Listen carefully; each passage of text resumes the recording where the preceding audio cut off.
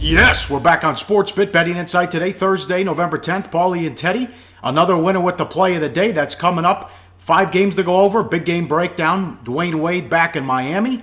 And we'll get to USC, Washington, Michigan, Iowa, Cal, Washington State, the bailout game, and Baylor and Oklahoma. Turmoil there with the Bears. All that coming up. We start with bad beats, bad bets, bad for the books. Bad beats, Teddy. The first game was the Suns and the Pistons over, and we talked about this earlier in the week that the Suns go crazy with the fouling down the stretch. They got the win, but they really extend these games and became a lot of free throws and lay-ins late. Well, I mean, it wasn't Phoenix's fault. This is a tough beat if you had the under in this one. It was 2-0, the total was open 203, bet up to 206, and you're sitting at 101.96 with 21 seconds to play. You've got 9 points to spare with 21 seconds to play in a game where, by the way, Phoenix hit the first shot to go up 7. So it's not necessarily a foul spot in the NFL, in the NBA when that happens. But it goes, Bledsoe hit a shot, then Morris hit a three-pointer, and then 5 or 6 free throws in the closing seconds. The game lands 207, closed 206. That's bad for books, too, not just for underbettors. Not the only game we're going to talk about that was bad for the books last night. A double hit with the Wizards. Wizards went from plus 1.5 to the favorite. The under went from 215 to 212.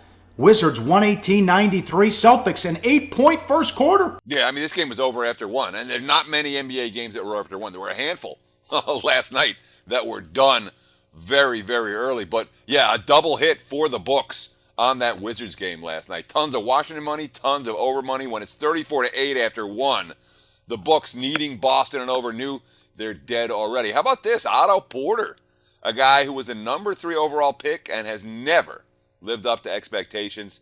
30 points, 13 rebounds, 3 double-doubles in his last 5 games. The Wizards had that awful 1-5 start. Certainly a positive sign for a Washington team that hasn't had many in early season play. Yeah, here's another bad bet. You mentioned games that were over after the first quarter. The Blazers on a back-to-back. Clippers in a rout. Are they the best team in the NBA right now? Well, this is a disastrous result for the books. I mean, the Clippers got bet from -8 to -11 after the Blazers barn burner last night. Remember, Portland was blowing out Phoenix, and all of a sudden the Suns came back and made that game very, very interesting, and the Blazers expended a ton of energy and a ton of good shooting in that contest, and it really left them gas. I mean, the Clippers were up 20 after 1, 50-22. Midway through the second quarter, and nothing but Clippers money. A bad result for the house. And you ask me, are the Clips the best team in the NBA? No, they are not. But they are number 3 in my power ratings. We know who 1 and 2 are. It has to be Golden State and Cleveland. But the Clips right now look like the Warriors' toughest competition in the Western Conference. And frankly, with the way the Spurs are playing, it's not even that close. It's Warriors and Clips up here, and then everybody else. Yeah, bad bets. How about the Magic? A 2.5-point move at home. T-Wolves blow them out? Oh, they sure did. The second night of back-to-backs for Minnesota. Coming on, they're another team that's been very disappointing early on, like the Wizards that we just talked about. I think there's going to be money to be made betting Minnesota, and maybe this was a sign of it, because there was a fair bit of Orlando money in that game. Open as low as pick, got bet up to 2.5 just about everywhere. And, Minnesota, second night of back-to-backs, Minnesota blew them out. Really blew them out. And that, again, potentially a buy sign on a T-Wolves team that we've been kind of waiting for a buy sign for, Pauly. Yes. Very disappointing start with Thibodeau. A lot of people thought they'd be a playoff team. Slow start, a lot of time left. We know it's early. And a no-show Let me jump in real quick here, because it's important to note. I remember it was 2 years ago when Stan Van Gundy took over in Detroit. And the Pistons, I think they started 5-18.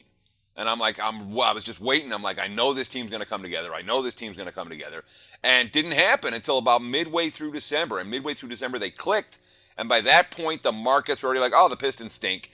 And there was like 2 full months of value betting on Detroit after that happened. I'm kind of hoping that happens with Minnesota, where they continue their struggles. The markets sleep on them. And we start to make a whole lot of money with that team about a month or so from now.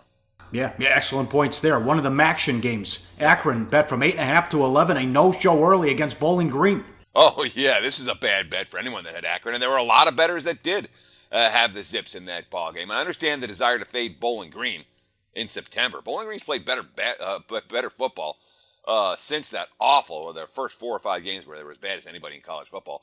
They've been better, but it was a no-show from Akron early. They had a turnover fest from the Zips, and they rallied back from a 28-10 deficit and still lost the game in outright fashion. Akron bet up from 8.5 to 11. That, Pauly, was a bad bet.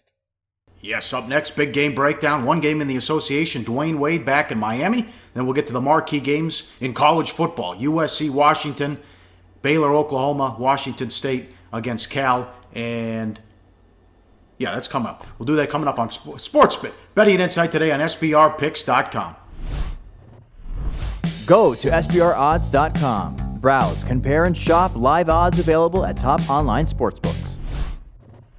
Back on SportsBIT, Pauly and Teddy, Betting Insight today. Big game breakdown, as always, live odds, sportsbookreview.com.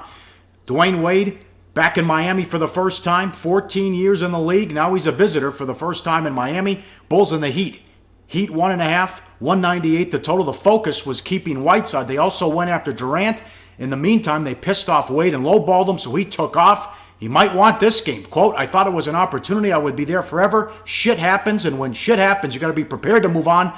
I found out very quickly that this is a business, end quote. He goes back home to Chicago. He hasn't even talked to Riley. Yeah, quote, I know who Pat is. It's no secret to me. If you're not with him, you're against him. That's just the way he is. You got to understand that, man.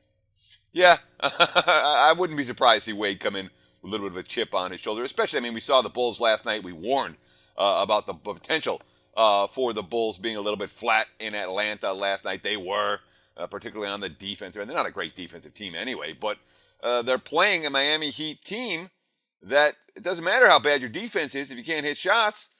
The Heat can't hit shots. But let's talk about Chicago for a minute, because all this is right initially a lot of new faces for Fred Hoiberg. And what have we seen early on? Look at the point spread results so far. Of the Bulls' first 8 games, 6 of them have been decided ATS by 13 or more.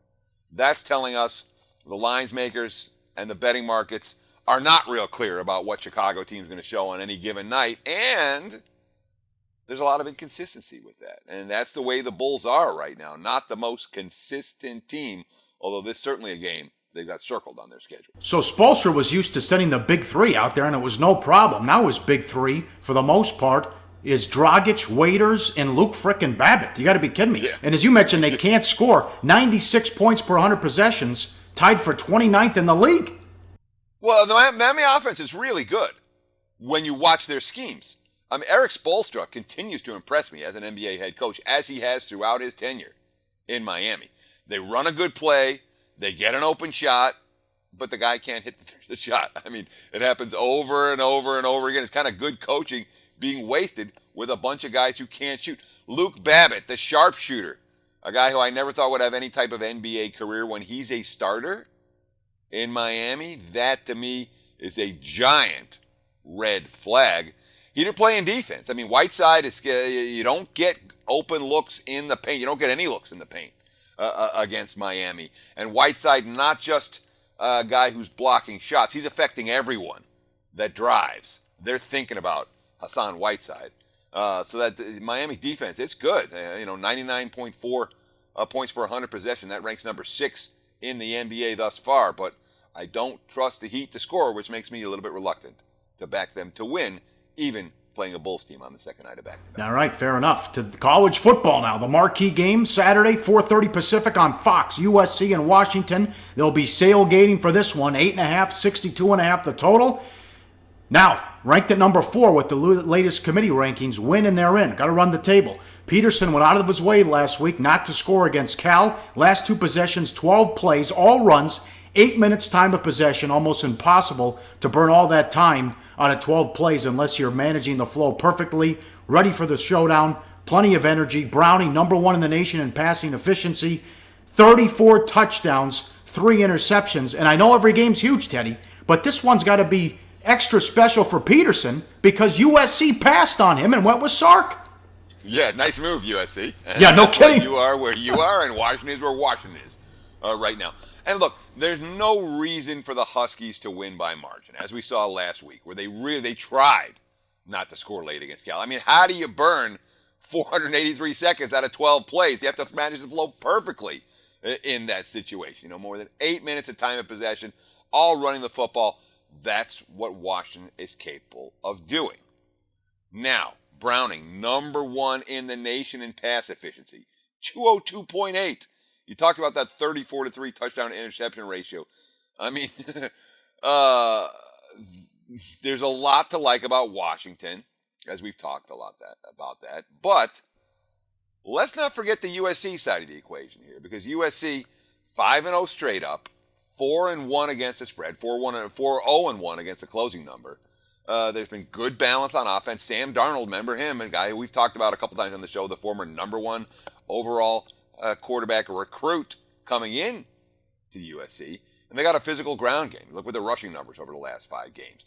$157, $186, 321, 398, 271, Pauly. And they got great depth at running back as well. Yes, and I'm also worried about they haven't really played anybody. They did beat Colorado, but some of these wins were against 2 of the worst defenses in the country with Cal and Oregon. This is big, too. Joe Mathis, outside linebacker for the Huskies, out for the season. So your point well taken about the big change, though, with the offense when Darnold was in there. All right, this is I mean, with USC, they have the frontline players to compete.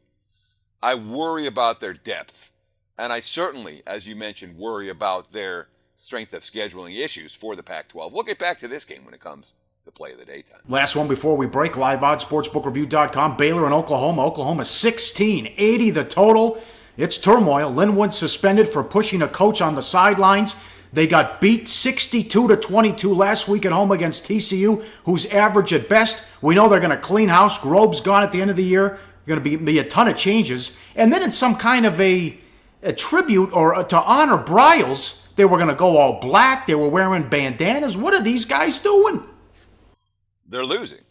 They've been put in a really crappy situation. Look, let's not take it out on the players, what happened off the field by other players and by coaches and by administrators at Baylor. The kids that are in that program, they got screwed. No ifs, ands, or buts about it, because that was a national championship contending team this year that is no longer a national championship contending team. You talk about last week's loss, 62-22 by a TCU team that hasn't really been able to do that this year. And the fact that they were some of the players, not all the players, this wasn't everybody together. Some of the players had bandanas with CAB, which stands for Coach Art Bryles, on them last week as part of the black uniform. Jim Grobe talking about what happened.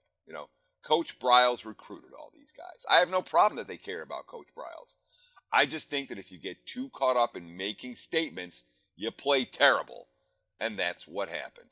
When something happens to someone in your family, it doesn't mean you stop caring about them. I don't have an issue with that. What I really have an issue with is getting our rear ends worn out like we did Saturday. So I'd like everybody to spend a little more time focusing on football. But I don't know if that's going to happen for Baylor this year. It's November. Their dreams are ruined. As you mentioned, we have a head coach who is likely one and done, and now they have 2 conference losses. There's not much for Baylor to aim for. And, of course, they'll be missing one of their key cogs this week, the running back Linwood, who is suspended for this game, although they do have plenty of depth at the running back position. Look at this graphic. You see Terrence Williams and JaMychal Hasty both capable of running the ball as much as Shock Linwood. Yes, cause for concern there that they absolutely could tune out the head coach and not much to play for. Now it's Oklahoma time. They've won 13 straight conference games. It's ready for their November offense. Perine and Mixon, both are going to play in the NFL. They sat out last week. Perine was injured. Mixon suspended. 4 November games last year with both. They averaged 46 points per game at 300 rushing yards a game. Yeah, and that's what Oklahoma's capable of doing. That duo, all right, when they are clicking, and when Baker Mayfield all of a sudden now has a play action to work with, that Oklahoma's offense is explosive as it gets in college football. They can put up points in bunches, particularly against worn-down defenses that allowed 62 points last week. Can you tell? I don't like the Bears very much in this one. And on this quote from Grobe, again, he's saying the right things about Shock Linwood, but it's just, you see these quotes one after the next, they stand out to me as like red flag, red flag. Here's what he said about Linwood, quote, I think there are some attitude issues right now. It's not anything major. He's just not been himself. He's not really been as focused as I think he needs to be, and he's in a tough situation. The whole team, Pauly, not as focused as they need to be, and that's not how you want to play Oklahoma. 2 years ago, the worst conference home loss ever for Stoops, 48-14. Baylor drubbed them, so they know they'll want this one coming up on Saturday. Michigan, Iowa, in a get-out game. Cal and Washington State, and we look to stay red hot with the POD 23-8 run. That's all coming up next on SportsBIT. Betting Insight today on SBRPicks.com. Do your research before you bet. Check out our ratings guide to see which books have the best ratings and sign-up bonuses. Open up several accounts and shop for lines at SBRodds.com. Always be ahead of the game. All right, wrapping it up. Pauly and Teddy, SportsBIT Betting Insight today. Big game breakdown continues. Saturday night on ABC, Michigan and Iowa. Michigan on the road, 21.5, 51.5 the total. The offense not making explosive plays, but 210 points from Michigan in the last 4 games. Only 3 turnovers in 292 snaps.